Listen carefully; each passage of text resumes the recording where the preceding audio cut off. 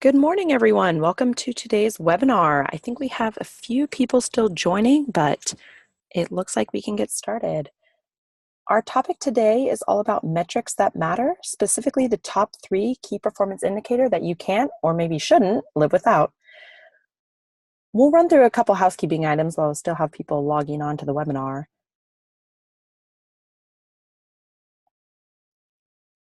Get that out of the way. Okay, so we are targeting an hour total for the event today, leaving a full 15 minutes to answer any questions you might have. That just allows us to make sure everyone has a chance to participate and get your questions answered. Anything that we don't get a chance to answer today, we will definitely follow up and get you one-off individually an answer to those questions.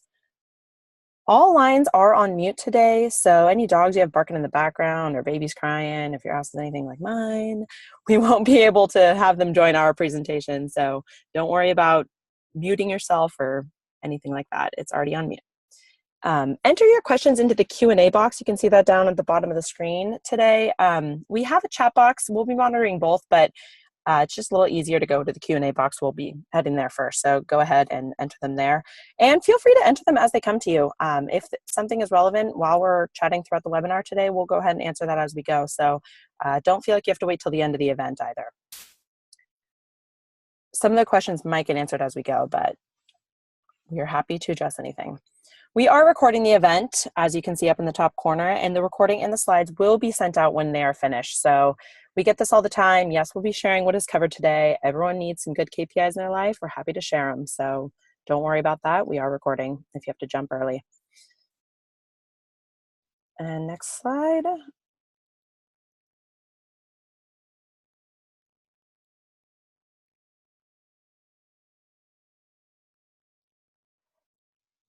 Nope, jumped a little fast there. All right, so the presenter today, I am Lindsay Marymont. I'm on the marketing team here at Keyed-In, and I'm joined today by my colleague, Tom Rapper, who is the Director of Product Solutions.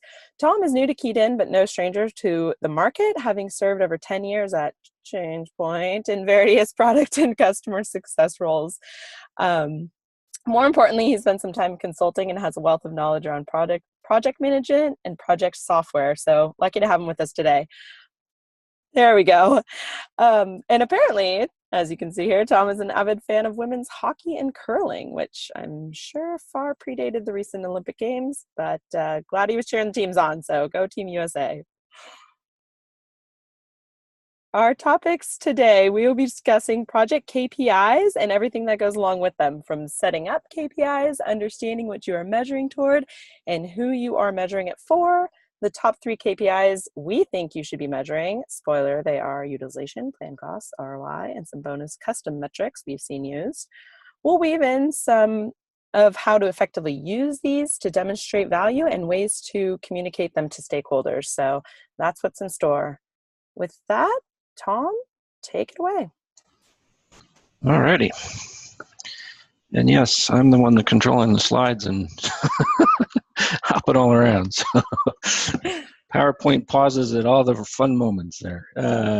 So good morning, everyone, or good afternoon, wherever you might be joining from. We've got a pretty good size audience with us today. You know, the nice thing is I get to envision you all standing in my front yard with today's technology. But I did, you know, as Lindsay mentioned, I did ask that you go ahead and, as we're going through and we're talking on various topics, go ahead and ask those questions through that Q&A box as we're presenting to the different items. It will allow me, if there's something on the screen that we need to point out or something from that perspective while we're on the topic, we can just kind of keep the question associated with the content that's being presented. So don't worry about keeping all your questions till the end. And hopefully we'll get some good value out of this for you. Hopefully you get some nice to-dos or action items that you can walk away from this, things that you can start leveraging in your organization, and being able to get more value out of essentially when you get into that project management environment. And that's for the most part, when we start talking about metrics and the types of things that we're going to be discussing today, they are all tied back into those project operations, and at the center of all of that is kind of the metrics that we want to be tracking against our projects. with that in mind, for the most part, we want to think of that as we start looking at how we identify the metrics that we need to be working with, which ones are going to be beneficial to us, which ones that we might be able to leverage within our organization. You almost want to think of it like a movie that starts with somehow they always have some end scene that's the beginning of the movie, and then the rest of the movie you kind of work your way back in determining how you got there and looking at the things that happened along the way. And although your environment may not necessarily have scenarios where you have a bunch of twists and turns along that way in that movie plot, although that does happen, ideally you can, at least as you're going through and as you're working with these metrics, you make the adjustments that you need to, and we're going to talk about that in several places, where once you've defined them, these are often fluid types of things that you're measuring, and items that you're going to want to come back and make some adjustments with after you've rolled them out the first time. They're not necessarily going to be the same way if you were to look at them a year later or 6 months later or maybe even 1 month later. So with that, I think if you start at the end and you start looking at the fact that what are the things that I need to be measuring, and working back from that, you start to identify those things that you maybe need within your organization. What are the pains that you're dealing with today that if you just knew something, or if you had a better insight into a certain value of what was happening with your team or your resources, your expenses, your cost, then you might make better decisions on the front side of things, or have a better insight into as you're moving forward, and maybe you need to hire more resources, train more resources, outsource, etc. Likewise, I think it's important to find those things that when we talk about aligning with your business, we want to find those things that are going to be helpful. Don't just put a metric in place because maybe the industry's doing it, maybe because it's just something that another organization that's similar to yours is measuring the same way. If it's not going to help your organization, why go through the hassle and put that in place and all some of the components that are going to be necessary to track against that, and the ability to understand where you are with those. It takes time and effort to put these things in place and keep them up to date. So if in the end it's not going to be helpful, then I would say, just bypass that particular metric, move on to a different one that is going to be beneficial to you. And then certainly as you look at those metrics that may be defined out there, even some of the ones that I'm going to talk to today, they're not going to be one for everybody. There's going to be some variations that you're going to have to take into those that are based off of the way your company works, based off of the type of operations you have, based off of maybe business plans within your organization, other strategic goals you have as a company. Take that kind of metric, the core, and do something with it that makes it unique to your organization, if necessary. That's not saying you have to tweak them all up and make them all unique. It's just really just trying to suggest that, again, not every metric is going to be the same for everybody. Certainly, I think the key to this, when we start talking about the whole goal of this particular seminar is being able to do this, but being able to do this from a successful side of things. So if I want to be successful in this world, I think a key to that is the fact that you just keep things simple. And don't necessarily go for the real hard metrics up front, the ones that are going to be very difficult or where you have a significant gap to get there.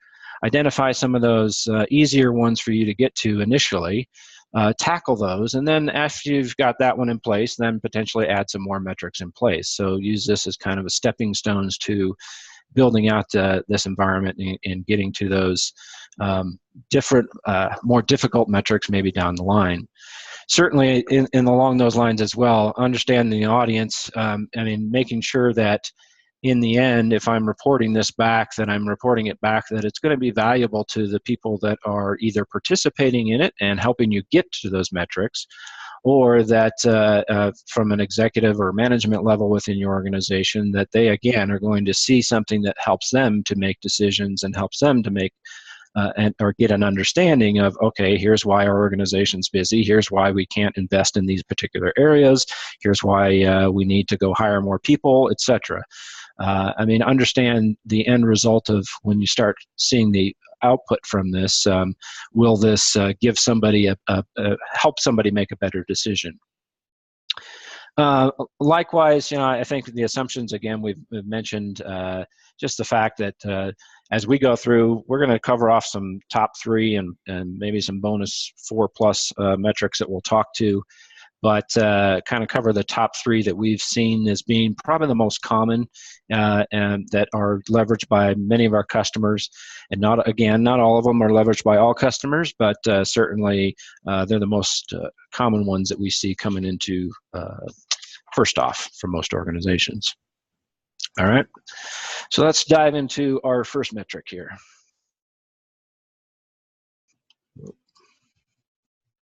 So as I've, as we're going through just a little bit about the kind of the format of things, when we look at keyed in from an organizational perspective, we look at the fact that we are primarily sitting in operating in that project management space. So really, as we start to look at some of these screens, you'll see that there is essentially at the center of all the things we're doing, we have the PMO, or that project management office, that is common to essentially both industries, or both kind of areas that we address from an organizational perspective with the keyed in project solution. On one side, you'll see that the way these screens are kind of broken out, you essentially have the metric that we're talking to at the top. I've got potentially a variation of that metric on the left-hand side in the blue.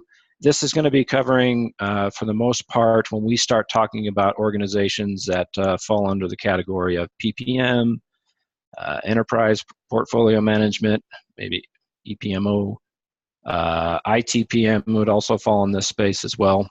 So IT portfolio management. On the right-hand side, we're talking about in the green. This is gears more towards professional service organizations, or professional service automation, or embedded service organizations. So if I throw up several acronyms from the terms, and you'll see as we're going through this from the industries, as you'll see as we're going through this, then kind of how these the metrics are laid out. And you might have, we've got a mix of audience from both sides of the world.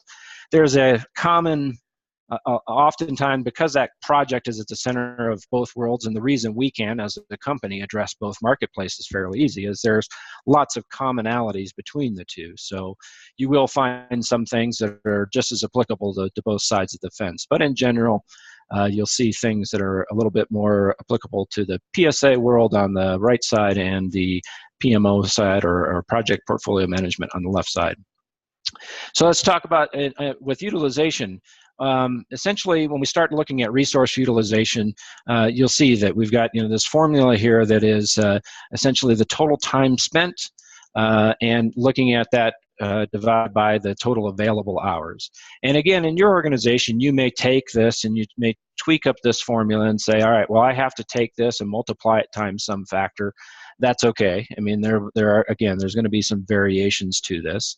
Likewise, on the right-hand side, when we start talking about professional services side of things, we're focusing in on those hours that are billed, essentially divided by the total available hours. And in this particular case, oftentimes this is represented as a percentage. So when we start to look at those customers that are kind of tied back into this space, and we're looking at what's the end result of this formula, this calculation, it's oftentimes presented in what is the percent utilization of my resources, or the billable percent utilization of those resources. So let's start working down through some of the components that why this is why this metric comes in as one of those top metrics that we see most organizations kind of related to, and really trying to start to track.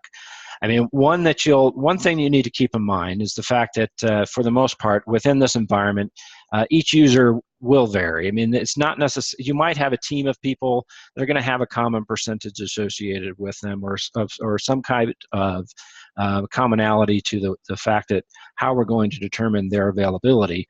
But in most cases, that's going to vary on a resource by resource basis, and that's also tied into essentially then their capacity.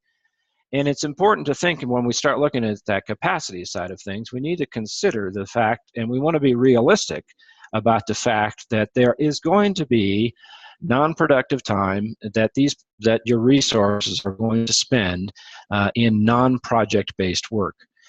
So we need to make sure that we're allowing for, when we start looking at, here's our target utilization for our resources, keep it realistic to understand that very few people have an environment where if I have a 40-hour week, I can essentially be working dedicated on all project work all the time. There are going to be those off times that I'm just going to have to allow for things that are just meeting time, things that aren't necessarily tied back to the project specific, where we're getting people trained, just off time research that they may be doing, all of those things that kind of come into place.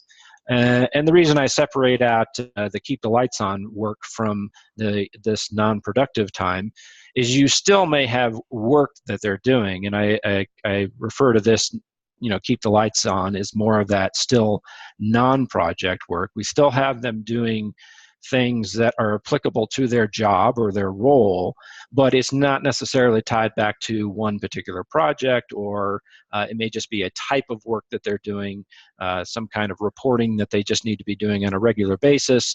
We still, you may or may not include that into your overall utilization number itself.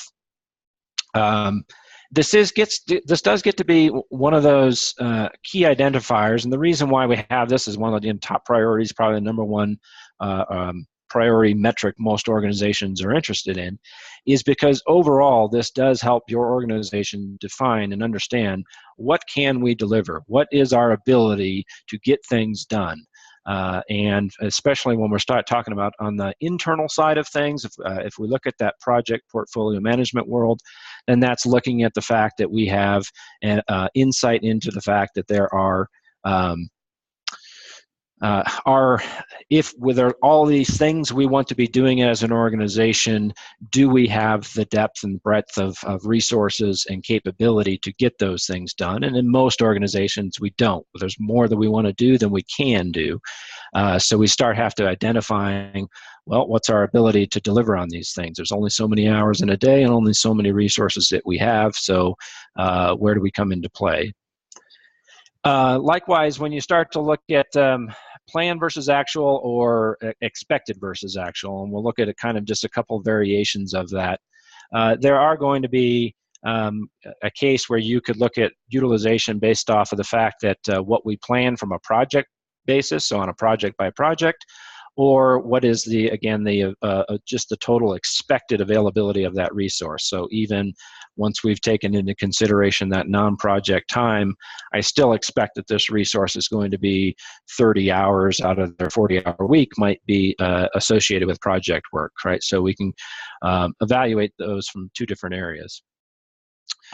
Flipping over to the right side now just a little bit, I mean, you'll see that all the same stuff that we just talked about is just applicable in the professional services space. I still have to understand the fact that my resources are probably not going to be billable 100% of their time. There is still going to be travel time, admin time, other just non-project related time that we have to factor into that.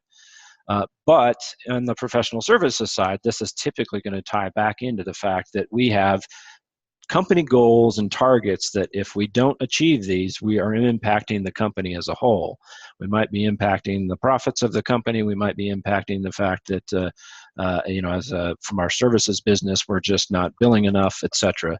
So it certainly becomes, when we start looking at billable resource utilization on the PSA side of things, it almost becomes a must-have, because if you don't have insight into that, then you really have a misunderstanding of your ability to deliver and even sell more as an organization.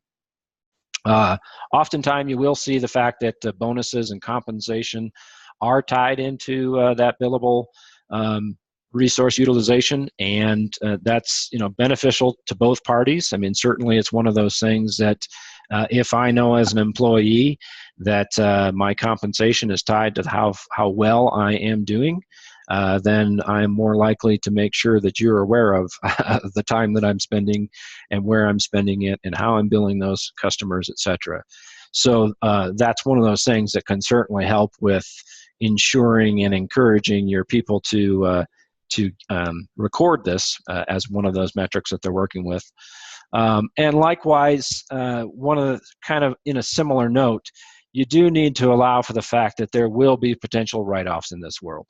When we start looking at billable services, if you have, you don't necessarily want the employee to be impacted by the fact that you as an organization have decided that from a customer service perspective, just because out of goodwill or because we had maybe contractually we were tied to a fixed fee or something along those lines, there are going to be cases where the resources still going to have to spend the time. As far as they're concerned, it was still billable time, but as an organization, we need to write that off. So that gets into one of those things where when we start tracking this and when we start getting visibility into these things, we do want to make sure that those things are identified and we kind of pull those forward as well, so that we're not just looking at one number. So I'm going to kind of give you now just some visuals behind this. And if we start to look at this, essentially this is a high-level view of from a well, we looked at it from a keyed-in projects where we're essentially looking at supply and demand. And this is always, nice, and especially as you start looking farther out and you start to look, you're typically going to be looking in more extended periods for this. You might be looking at this based off of hours or days or the type of effort that is coming into it. You might be focused in on specific sets of resources within your organization. And you might also consider things here where we have people earmarked for business or earmarked for the fact that we're going to use them, what we call provisional, versus the fact that we have confirmed, or those things where we know that that person is going to be dedicated to something. This also kind of falls in the lines of common terms for this, soft booked and hard booked kind of methodology. But at the high level, you just, you need to, especially from a management perspective, I need to be able to look at this and understand, well, maybe in a professional services organization, this first little section here is not a good thing because I'm below my capacity, and that's not a good thing because we're not billing. Likewise, when you start to look at the fact that they may like, professional service organization might like this second column here where my capacity and my is over my my demand is over my capacity, because that means that we've got more business and we're going to be able to bill for more. From an internal organization perspective, this is our challenge that we're often faced with, right? The fact that there is more that we want to do, more of the things that we want to have on our plate that we have a goal to do, but we don't have the availability to do it. So now we have to start looking out and understanding where are we going to make adjustments, how are we going to address this. So this top level view gives me insights from both sides of the fence there, where again I can get some insight into understanding where I'm going to have bottlenecks, where I've got gaps, and then really being able to kind of drill into those and understand the fact that I need to be able to do something with this. So what do we do with that? So let me advance to the next slide here. From our perspective, then, kind of a drill down from that view is essentially taking that to the next level, where now we've seen some issue that we want to address, and in our resource plan, being able to look across same concepts, similar ideas that you'll see here, but the fact that you will oftentimes start with some more extended periods of time. Again, start to look at the types of resources, but maybe also now you get a little layer deeper in the fact that I'm going to look at locations and the types of people that we have or the skills that we're working with to help narrow down the focus and what we're looking into. But essentially, in all these resources, the importance of this is being able to look at those things that where we have people slated for work, the availability of those resources. The two of those things give me my utilization percentage there, and understanding that overall capacity that we've assigned on a resource by resource basis. Certainly the flexibility that we bring in from a keyed-in solution is being able to kind of drill down into this type of environment days, weeks, or months. So it's certainly very common that an organization is going to maybe on a quarterly basis look out and get a little more strategic at how you're planning your resources and understanding that utilization by the fact that you have a longer term vision. Identify the fact that, okay, February is looking pretty red, March is looking, we got a lot of red showing up in there, overutilization, where we've over our capacity for those resources. Then in those months, being able to kind of drill into those, drill down to maybe a week view or a daily view, and just start with the next 2 weeks, and then maybe really we got to focus on, well, next week we just have to make sure that we're dealing with things. And one of the benefits that we bring into play from a keyed-in perspective here is not only being able to view this, so this isn't necessarily just a report, but also being able to manage these things. And so as I'm working with these items, if I decide I'm going to take this project and potentially shift it down to another resource that has some availability, I can do some drag and drop movements here. I can do some things where I potentially shift some work out, or kind of change up the essentially where these, if we decide that we're just going to have to push this project off, or we're going to have to shift this time frame out, then what's the impact of essentially some of these key numbers that we're looking at when we start to do those things, and then being able to from that essentially commit that back to what was the plan and what was the task assignments or the work that we did associate with those resources. So that is a view of essentially kind of a drill down view. Then likewise, if we kind of go back the other way, when we start looking at this from an executive level or a roll up side of things, you'll see some other just insight that we hope to provide for our customer base, that we come into play with understanding what's happening from resources maybe by role. So just taking a look at what's going on with those roles, seeing the fact that my senior consultants, this particular one is in days, essentially over the next 12 months, we have 368 days worth of effort that we are planning for on that resource. And from this view, being able to, in a live environment, drill down into that, click on that pie piece and take me to the next level of understanding that resource, that role, down to the next level, maybe being the months that they're busy with, etc. So understanding those things. Likewise, you see here on the right side, just again, another view of my resource and or billable utilization, being able to understand that from a kind of maybe a monthly basis, and start to see where I have potential bottlenecks and what we have planned out there accordingly. And then lastly here, as I mentioned earlier, there's a few ways that you can kind of come at these formulas. And we look at this from that expected, and the expected days to us is really that capacity, right? So for Ashley, I expect her in a month to have 22 days of effort, where I've allowed for the fact that there are going to be non-project time and those admin areas that we're going to be working with. Likewise, the plan is essentially coming from those where we've associated Ashley to a set of tasks, or where we've given her some project-based work, and we have her associated with doing something for us. Then that becomes those planned hours that or days that we have associated with that. Likewise, the actuals then, if we are tracking actuals as an organization, that helps us drill back into understanding the fact that our actual utilization for this resource based off of what we had hoped that they were going to do and what they did spend, that gives us this actual percentage here towards the end.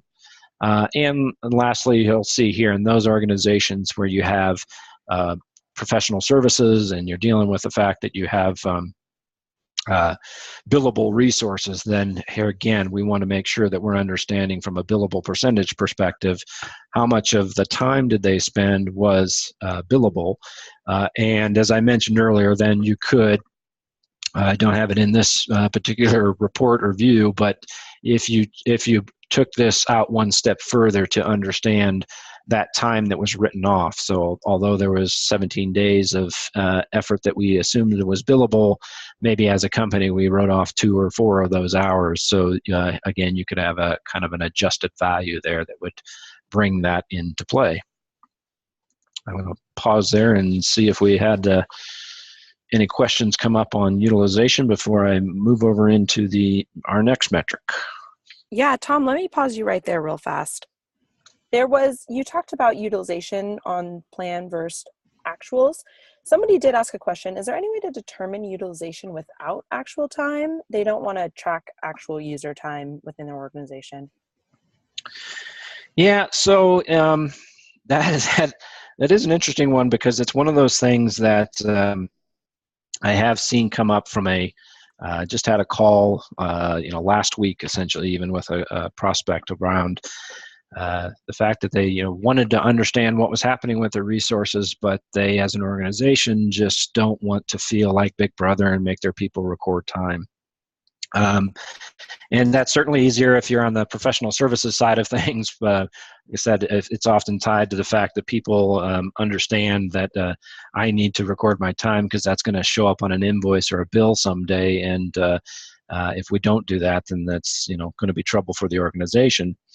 In the more of the internal side of things, though, I think there's a few things that you can do there. One is that you can try to encourage people to understand the fact that if they provide you some visibility into why they are so busy and why you can't give them more to do, then it's you're trying to help them in understanding the fact that if I understand how busy you are and why you're why you're where you're spending all of your time, it's going to help me from a management perspective in making sure that I'm not overloading you and burning you out from that perspective. So in some respects, that may be just a play off of trying to encourage them the fact that, look, if this is going to be helpful for both of us, that's one way of approaching it.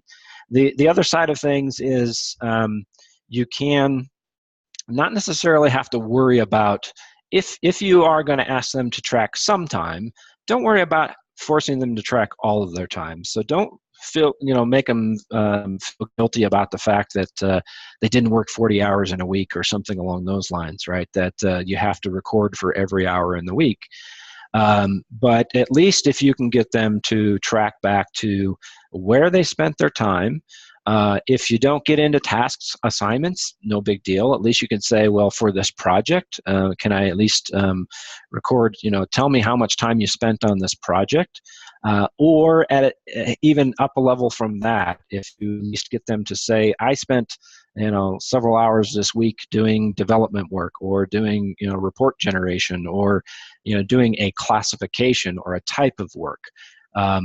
Again, leaving out all the stuff that is going to be there, some of that non-project time, and don't worry about them tracking that.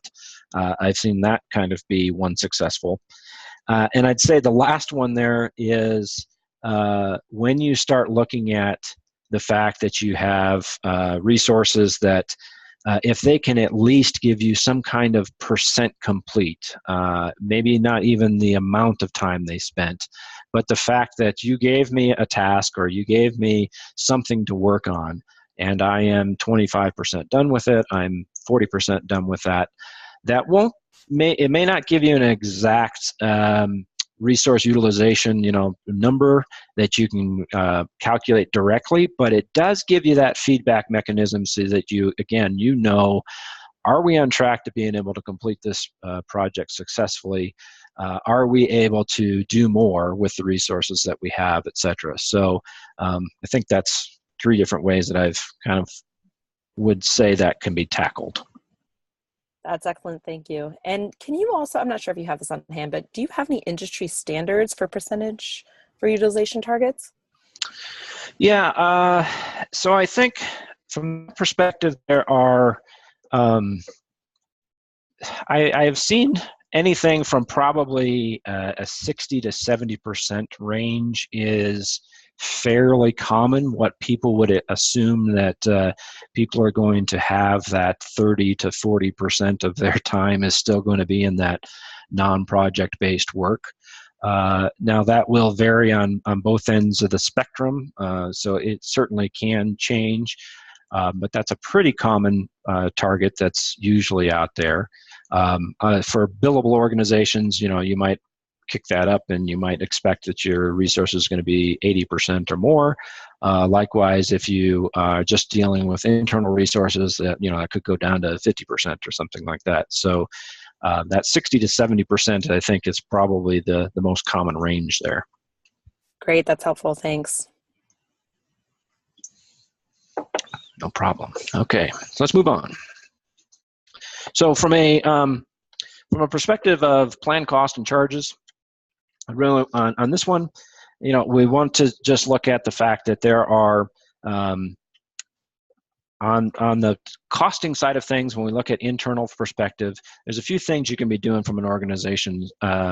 One is estimating. I mean, certainly, and the more you can provide estimates and helping to build out that business case for the what you want to do from a project perspective. This, the more in advance you can do this, this will help with your decision making and will ensure that you are getting just better insight into the fact that not only is this something we need to do as an organization, but do we have the capacity to be able to do this? The more I can start estimating that out ahead of time, the more I can start looking into some of those views that we were looking at, as far as looking 3-4 months out in the future and understanding, all right, we're going to have a problem or a bottleneck coming in the future. Now, what do we need to do? Hire or do something more with the resources we have, or shift things around, or reprioritize. Certainly, the other thing to do here is when we start looking at cost, is the fact that we want to have a baseline. We want to, once we've kind of set some initial plan, take a snapshot of that so we understand that here's what we thought here's where our intentions, right? And this is what we hope to do out of the get-go. The importance of that is the fact that, and you'll see kind of at this bottom point, is the fact that as we go forward and we're going to have changes to this, and we know that very rarely do we come in plan versus actual is at zero, or a difference between those is zero, where we just are exactly what we planned is exactly what happened. There's usually some variance that comes into play there. And so what this does, if we do a baseline initially and we do some comparisons as we go forward, then this allows us to, on future estimates, to basically do a better job of estimating the next round, right? Likewise, then, in the midst of those is the fact that before we, when we started this, we had this good intentions. Here's where we were heading with this, but taking regular intervals and kind of taking some snapshots along the way helps you to keep on track. And you're going to have adjustments, and you're going to need to be able to, if you're tracking actuals in there, you're going to want to incorporate those actuals back into your next version of the plan that says, all right, well, now that we know this is how much time we spent so far, let's now figure out if we've got to change our plan on or a budget, essentially, according to this going forward. So that's when we start looking at that from a internal perspective. And then the same applies again here from a professional services perspective. On the professional services side of things, though, I will say that oftentimes here it's even more important that we, as we're starting to work through the sales process and we're starting to identify, hey, we've got this potential business that we're going to sell, the sooner that we can provide insight into our services team for, here's what's on the horizon, and we're going to have to deliver this. And the customer's willing to pay us, and they're willing to buy it off, and they're willing to buy by a certain point in time. The question gets to be, can we deliver on it, and can we keep those promises that we made from a sales cycle perspective? So the sooner that we can start bringing that forecast perspective into play, into our project and our services world, then the better off we're going to be with success, not necessarily frustrating that customer, and being able to deliver more appropriately there. Certainly, this is a big impact into an insight into revenue when we start looking at the resource management side of things. Here again, this helps us to understand, do we need to, if I look out and I see the fact that I've got maybe not the ability to deliver on a project, and that means revenue for our company, and that means revenue lost for the company if we can't deliver this sooner than later, then I start making decisions about the fact that we need to hire people, maybe we need to outsource, maybe we need to subcontract out to some of this work, maybe we need to train some of our resources so that they're more skilled and ready to deliver on those things. And so we're going to have much more insight there into what's on the horizon and how we're going to address those things. Lastly, then, as again here, or I guess not lastly, but along with those along with those updates here, again, you want to make sure that as your projects are moving along and you've started the work and you've started delivery of these things, then you want to bring in those actuals coming into play. This can mean the fact that you're going to have to do some adjustments, especially if I do some fixed fees in there, that getting more insight into the fact that where I have potentially started with good efforts, good intentions, we got things underway, we hit some problems, scope changed on us, issues and risks that popped up. Those are all of a sudden now going to affect our plan on a go-forward basis, and we have to determine, is the deadline and we're going to have to add more resources, or can we extend the deadline? Are we going to eat hours as an organization, etc.? And then from that, from the same perspective on this side as well, improving future estimates, especially in this world where you're delivering on those things, and we want to be able to improve the fact that the next time we go to quote this for the next customer, that we are better in that quotation side of things. And so from that perspective, if I look at the fact that, what's kind of coming into play from a product perspective, we kind of look at this, a couple of kind of screenshots that just tie into that. One, we use something in our keyed-in world called a forecast record, and that forecast record essentially becomes that budget, essentially, that is made up of the demand, the people that are going to be involved, the expenses that are kind of tied to that, and all of that kind of rolling up into this budget-based view. So I get some summary-based information. And in this environment, I think the important thing is just to keep in mind that you want to give some high-level estimates. You want to have this kind of be this insight into the fact that either based off of maybe just the type of resource or off of named resources, I think I'm going to need this type of resource, and we allow for this to be kind of recorded in days, FTEs, hours, essentially what makes sense for you. But I think I'm going to need this resource for this amount of time over a certain amount of time frame. So that helps me understand essentially the effort that's associated with that. Each one of those resources that we have tied to that essentially has a cost associated with that resource. So that helps me understand the overall effort cost that's coming into play. And the amount of people that we need. And then if we look at those things that are just the non-people things that we need to allow for the fact that this project is going to have elements that are going to be expenses and other parts of the equation of what's going to make this project successful, or what are we delivering on from a professional services side of things. As we add all those things up, then we get some, just some nice summary views. And again, we want to take a snapshot of this. We want to have a version of this essentially when we begin. And then as we go forward, we'll see that, we'll do revisions of this and do additional snapshots. And maybe in our case as well, we allow for this to incorporate actuals. As we move things forward, we bring in the actuals that happen from kind of today backwards, and then adjust from a today forward perspective. And then here again, roll some of those things up into kind of a project view. I'm the project manager. I'm rolling in here. I want to see what's happening from this project perspective.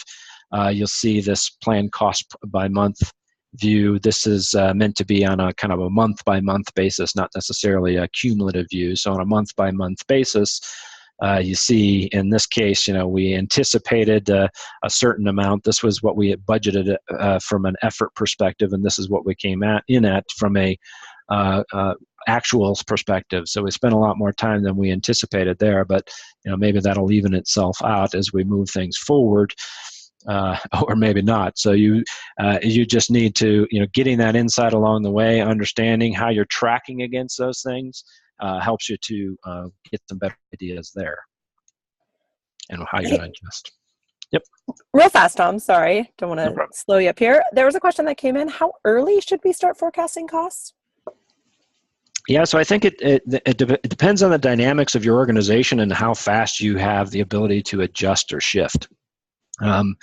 So in general, the sooner the better. I mean, the sooner that you start bringing in this forecast information and this planned information up front, building out that kind of budget before a project has gone live. We see many organizations their project starts when they've already decided to do the project, and they start piling in the information about that project. But if I have that insight ahead of time, then again, it helps me make better decisions. It helps me shift things around. It helps me understand where I've got more issues and challenges to deal with. And so the less panic that you have, the less issues you'll deal with, the less waste from a perspective of just additional cost and all of a sudden they come into play because now you're doing things at last minute, the sooner you can get that in there. But and likewise on the professional services side of things, like we said, usually we target some perspective when a sales opportunity gets to 60% plus or something along those lines, then we'll try to get that forecast information in so that we can understand that as it progresses forward and we close the deal, are we going to be able to deliver on that appropriately? Excellent. Okay. So the third one here that we're talking about today is ROI, or return on investment, and or if I flip that around from a profitability perspective, and that's what we see from a professional services perspective. I'm going to start with this one's. I'm going to start with the professional services side of things because I think this makes sense to most people. It's easy to identify. Or easier to identify with. But essentially, if you take the amount we've charged minus the cost that it cost us, that essentially comes back into the margin that we're gaining. And the important thing for me to kind of point out, what we're typically trying to track against is what's happening from a project perspective and how we're tracking against those things on the project side of things. So we're not necessarily trying, when I talk about margin, that there's still going to be cost and things like that are going to be tied back into the overall company budget. This doesn't always necessarily represent the cash you have as an organization. It represents the fact that are we successful on this project by project basis. It is oftentimes cyclical. So as you start to throw these metrics out there and you start put targets and thresholds and you say, how are we tracking? Just assume that it's going to fluctuate. Most organizations have, some quarter or some part of the year that's going to be stronger or weaker in another part of the year, et cetera. So if you throw things into place, you want to allow for those to fluctuate as well. It's extremely vital for most organizations that are in professional services because it is tied back to how successful we are as a company or line of business into delivering the services that we're offering. We can incorporate, and we do need to make sure that there's different accounting methods. Some organizations will want to show high margins, and other organizations will kind of want to show low margins there, so that they don't oversell themselves to the market, or if they're a public company or something along those lines, and they have to be a little more critical about how they're tracking, and it might affect stock prices and everything else. So accounting principles can come into play there. It can be evaluated. You can kind of look at margin from a resource, a project, and or a company level. And again, at this company level, we may need to shift some of the stuff out into our accounting system so that we can think of things like, little things like the coffee service or land or lease or equipment or other expenses that we're typically not tracking within the service delivery world. And value-based outcome pricing, or if fixed prices or fixed fees, and those models where you get into those situations, you just oftentimes you can assume that there's going to be a higher, it's going to look really good at the beginning, and then as this thing rolls forward and you start having more issues, and you'll start to see your numbers go down to zero, possibly even negative. But that's where you start to adjust and plan accordingly on some of those other metrics we've talked about. Just here again, point being that it's going to change as you move things forward. When we start talking about ROI from an internal perspective, or just how do we determine as an organization, oftentimes this is something that's a little bit more mature. Organizations, it's when we start looking at our customer base, it's typically not a phase one rollout that they would incorporate ROI into their use of the solution or their kind of implementation. But it doesn't have to be, and I've got a couple more other points down here that we'll get to. But it's one of those things that you do need to make sure that you're thinking ahead of time. What is the value of me doing this to the organization, and why am I doing this? What are we going to get out of this if we do this? It could be something that's, if we talk about from an internal perspective, we're going to have to go replace all of our Wi-Fi within our organization, or we have to change out our firewalls. The value for that might just be the fact that we're getting better speeds internally, easier connectivity for our resources. Maybe it's security compliance for the fact that we don't want to be penalized. So maybe that return on investment is the fact that we're avoiding penalties, or we are just increasing our ability for users to do work internally. So those can be something that is not necessarily a direct measure that it's a value that we can adjust to. It is easier in some of these cases if we can link numbers back to it, because then we can say, all right, we thought this was going to increase our sales as an organization. Did the sales go up? Yes or no? And by what value did they go up? Then that may help us to calculate better numbers there. Otherwise, we can keep it very simple, right? You can just have a did we achieve this, yes or no kind of item in there.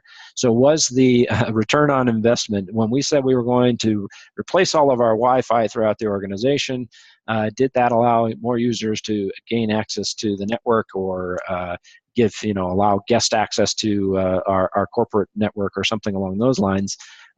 Then if we achieve that, yes or no, then that allows us to look back and just look at those projects that we did, say, this was a goal going into it, we achieved it, we did what we hoped to do, or maybe we didn't, but then we can plan accordingly going forward. And part of this as well is just helping to prove value to the rest of the organizations. From an internal, we see this a lot in the IT PMO space, or IT portfolio management type of world, where the IT department is just trying to prove the fact to the rest of the organization, look, if you had to go buy these services from us or from outside, and you didn't get them from us, this is kind of what you would pay if you went to went out to the street and started looking for somebody to help you with this. There's a cost associated with that, and here's the benefit that we're providing the organization. So that's always nice when you start to roll those things back. Likewise, then, just some different views into this. Here again, we can, within Keyed In, we allow the fact that we've got benefits associated, so you can put those into different categorizations and put them into different categories if you have monetary values associated with them.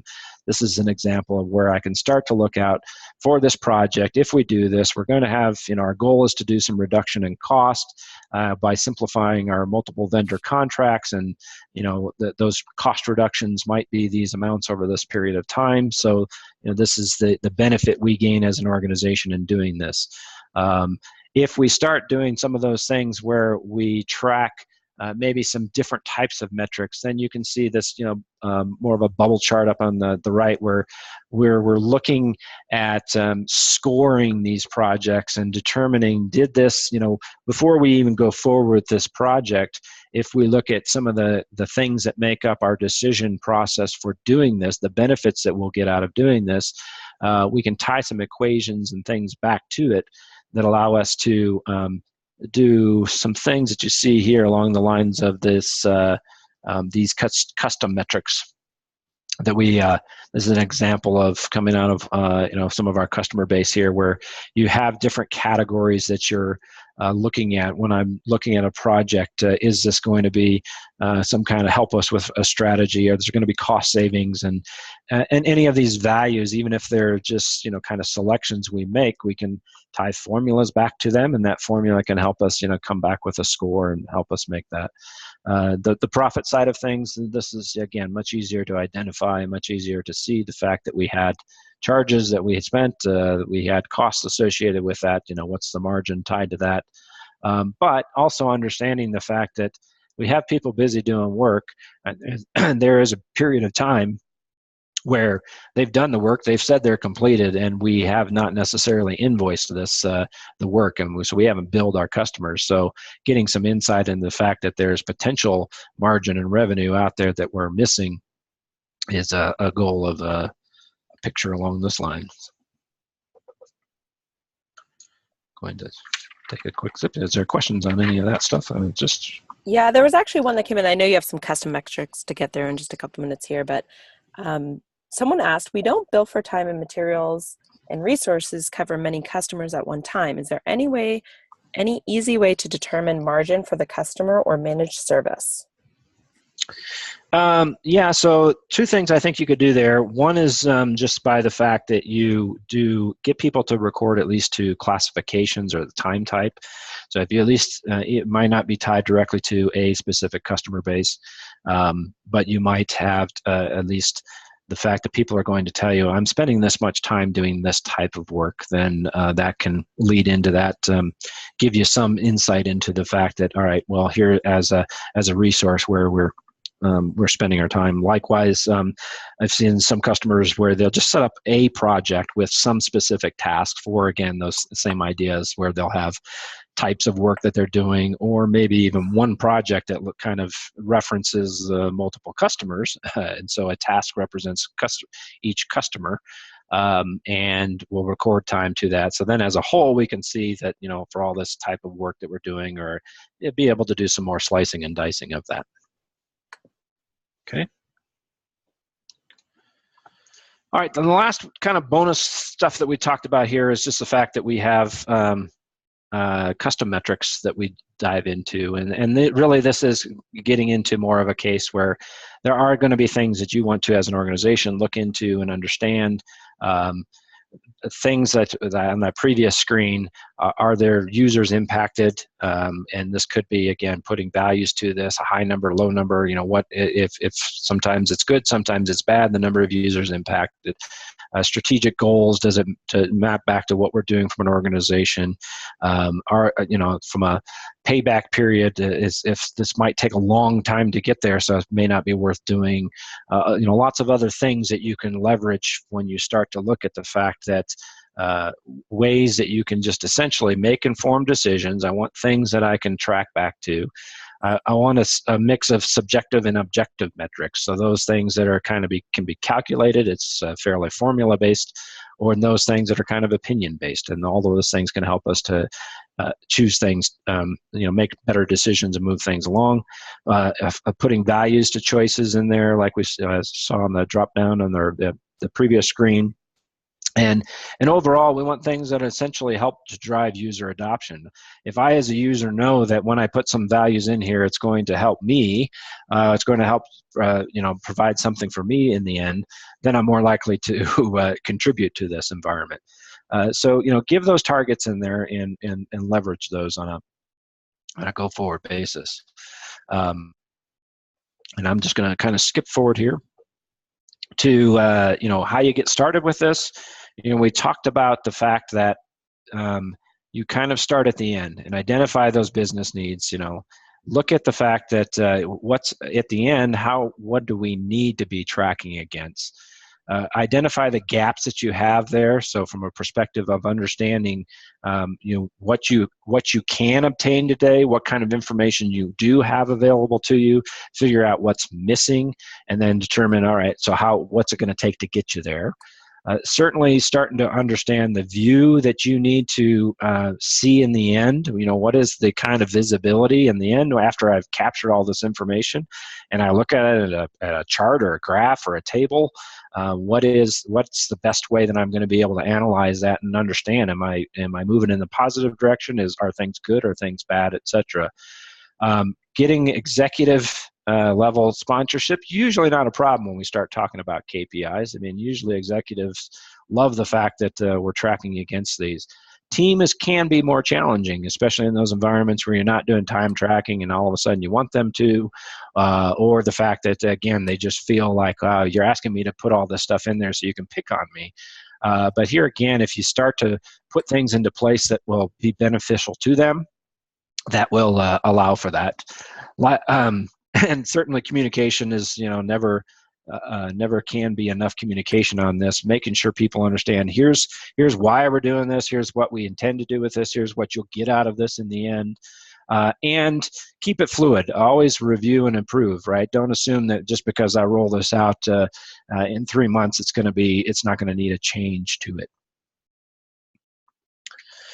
And lastly here, I've got just kind of a slide that just talks to the fact that, how you're going to get there from the path to getting there. On each one of these metrics, really, I think the keys are the fact that with the utilization side of things, one of the key things here, keep it realistic. So understand those expectations, allow for that right amount of non-project time in there.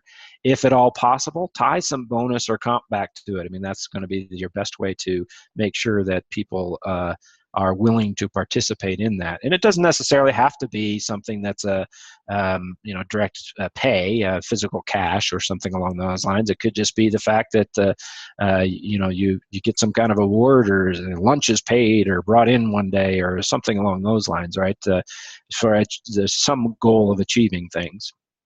And a minimum, if you're not tracking time, then at least get some percent complete stuff in there. Likewise on the plans and forecasts, the sooner you do it, the better, because that gives you more insight.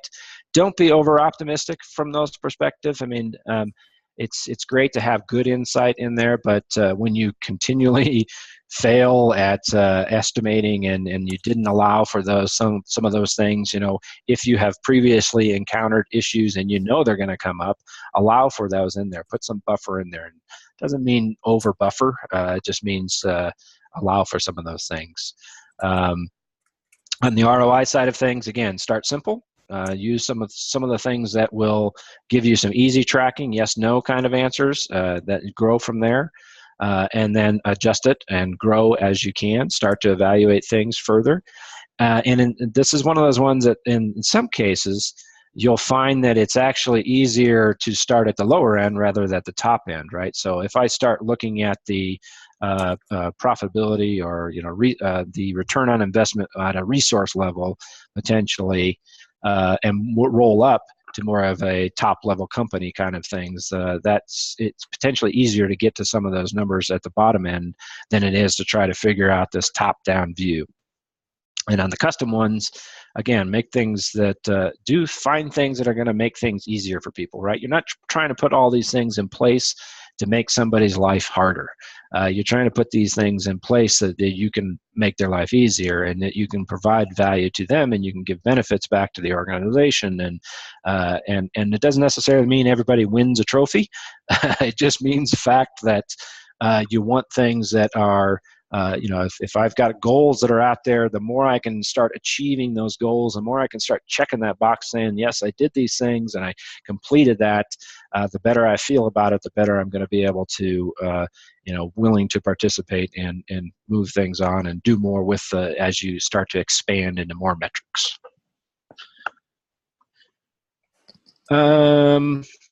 A little bit about keyed in. We'll just close this, and I don't know if there's any further questions. I think it's important for people to understand.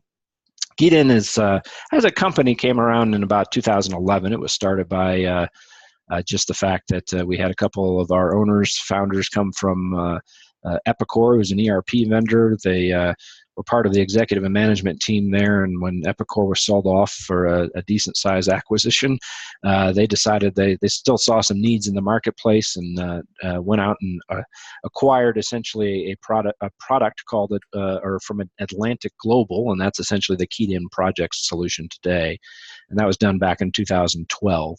And were UK or EMEA based. So, where we're finding that a lot of people in the United States and North America may not have come across us so frequently is because we're probably have had a longer steadfast in the European region. So, but now we are growing strong in the U.S. We've got a number of customers and lots of growth happening.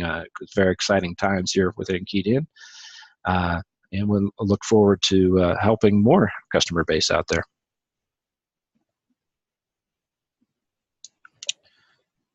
I'll leave it with this. Yeah. Any final questions that were out there? I realize we're a little over the time. Yeah, there's still quite a few people on the line. So if anybody has any questions, feel free to shoot them on over. I know there's a lot that came in that we addressed throughout the event, and that was really helpful. It's great to have some extra dialogue in there. So really happy there was some good participation today. Okay, excellent. And anyone that is still on the line, if you do have any questions that are kind of individualized or anything like that, feel free to shoot them on over. Information at Keyed-In. We'll get back to you with any answers that you might need. Happy to answer some of those. Feel free to follow us on LinkedIn. There's some good stuff that we post. So always helps to have some extra context to some of these things. So go ahead and give us a follow on LinkedIn or check out our website if you have any other questions. We'll leave it on for a few more minutes while people are still logging off, but thanks everyone for joining today.